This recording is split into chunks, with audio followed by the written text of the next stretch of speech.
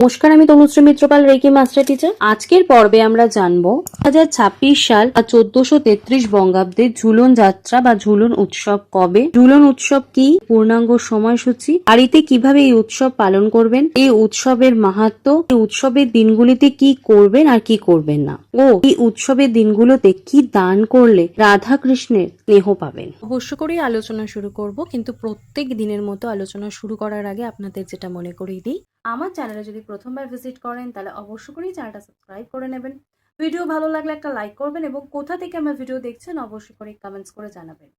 তার সাথে সাথে ভিডিও প্রচুর শেয়ার করবেন যাতে এই ভিডিওর বেনিফিট সকলে নিতে পারে। রাধাকৃষ্ণের ঝুলন উৎসব হলো হিন্দু বৈষ্ণব সম্প্রদায়ের অন্যতম প্রধান ও আনন্দঘন উৎসব। রাধাকৃষ্ণের শাশ্বত প্রেমলীলার উদযাপনের উদ্দেশ্যে পালিত হয়। শ্রাবণ মাসের শুক্লা একাদশীর তিথি থেকে শুরু হয়ে এই উৎসব পূর্ণিমা তিথি পর্যন্ত মোট 5 দিন ধরে চলে। উৎসবের মূল আচার ও তাৎপর্য। দোলনা উৎসব। এই উৎসবের প্রধান অঙ্গ হলো রাধাকৃষ্ণকে সুন্দরভাবে সাজানো দোলনায় বা ঝুলনে বসিয়ে দোল দেওয়া। কোথায় উদযাপিত হয়? এটি মথুরা, বৃন্দাবন, মায়াপুরের মতো পবিত্র স্থানগুলোতে এই উৎসবটি অত্যন্ত চমকপূর্ণভাবে পালিত হয়। তবে পশ্চিমবঙ্গ ও বাংলাদেশের বিভিন্ন মন্দির, মঠ ও সনাতন ধর্মাবলম্বীদের বাড়িতেও মহা সমারোহে আয়োজন করা হয়। সাংস্কৃতিক আয়োজন। এই 5 দিন ধরে মন্দিরে বিশেষ পুজো, বিশেষ ভোগ নিবেদন, নাম সংকীর্তন, ভজন অনুষ্ঠিত হয়। ভক্তরা এই সময় তাদের আরাধ্য দেবতাকে দোলনায় দোল দিয়ে ভক্তি নিবেদন করেন। 2026 সালে ঝুলন যাত্রা বা ঝুলন উৎসব 23শে অগস্ট শ্রাবণ মাসের শুক্লা একাদশী তিথি থেকে শুরু হচ্ছে। এই 27শে অগস্ট শ্রাবণ পূর্ণিমা পর্যন্ত চলবে। এই 5 দিনে পূর্ণাঙ্গ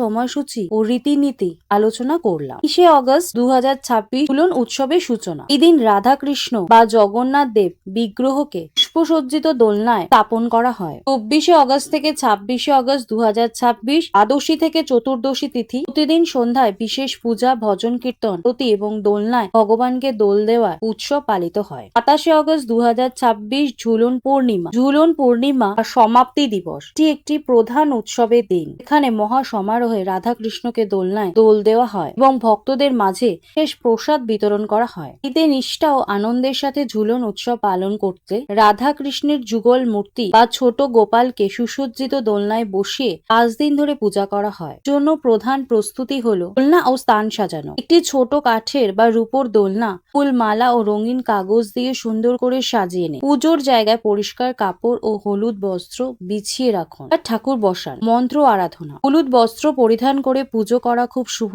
খুব প্রদীপ, চন্দন, নৈবেদ্য নিবেদন করুন। মন্ত্রপাঠের মাধ্যমে রাধাকৃষ্ণকে আরাধনা করা হয়। দোল দেওয়া। প্রতিদিন সকালে ও সন্ধ্যায় ভক্তি ভরে রাধাকৃষ্ণকে আলতো করে দোল দিতে হয়। এই সময় কীর্তন বা ভজন গাওয়ার রেওয়াজ রয়েছে। ভোগ ও দান। ঠাকুরের জন্য মিষ্টি, ফল, ক্ষীরের ভোগ প্রস্তুত করুন। এছাড়াও সামর্থ্য অনুযায়ী দুস্থদের দান ও জল দান অত্যন্ত শুভ ও পুণ্যের বলে মনে করা হয়। নিয়ম নিষ্ঠা। উৎসবের 5 দিন পরিবেশ পবিত্র রাখুন।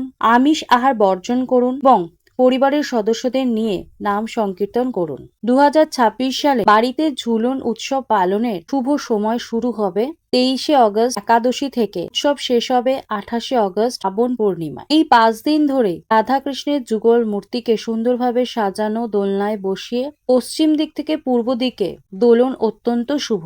বাড়িতে ঝুলন যাত্রা উৎসবটি নিখুঁত ও সুন্দরভাবে সম্পন্ন করার জন্য কিছু গুরুত্বপূর্ণ ধাপ এবং নিয়মের তালিকা নিয়ে আলোচনা হলো। তিথি ও সময়। 23শে অগস্ট থেকে 28শে অগস্ট 2026 প্রতিদিন সন্ধ্যায় ধূপ, দীপ, আরতির সাহায্যে পূজা করা উচিত। দোলনার নিয়ম বা বলে 5 দিন অথবা অন্তত ঝুলন পূর্ণিমার দিন রাধাকৃষ্ণ বা কৃষ্ণের ছোট বিগ্রহকে ফুলে ও মাখনে সাজানো দোলনায় দোলাতে পারেন। ভোগ নিবেদন। দোলনায় ঠাকুরকে বসানোর পর মাখন, মিছরি, ক্ষীর, নানা রকমের ফল ভোগ দিতে পারেন। ঝুলন যাত্রার শুভ দিনে কিছু নিয়ম। মানুষ ও ভাগ্যের চাকা অবশ্য করেই ঘুরবে।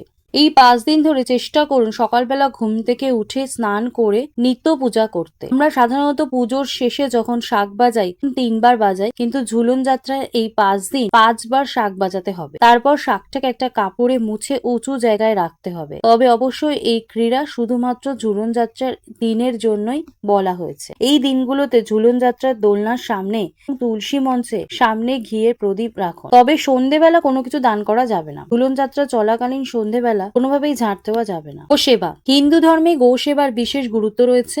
ঝুলন উৎসবের দিনে গরুকে গুড়, তাজা ঘাস বা সবজি খাওয়ানো পূর্ণ লাভ হয়।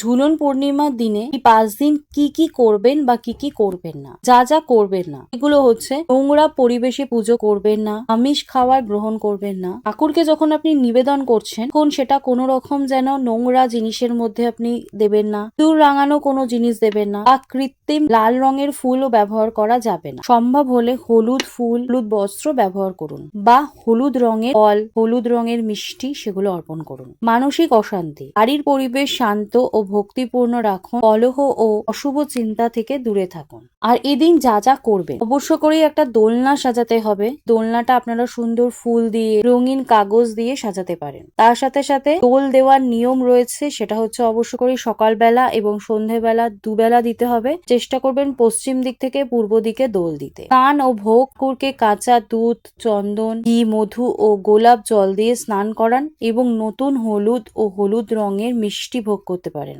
এবং হলুদ রঙের বস্ত্র পরান এবং হলুদ রঙের ফুল ও হলুদ রঙের মিষ্টি ভোগ প্রদান করুন। এই দিনকে ধর্মগ্রন্থ পাঠ করতে পারেন, ভগবত গীতা পাঠ করতে পারেন, অত্যন্ত শুভ হয়। অবশ্য করেই এই ভিডিও মিস করবেন না, প্রচুর প্রচুর শেয়ার করুন যাতে সকলে এই ভিডিওর বেনিফিটস নিতে পারে।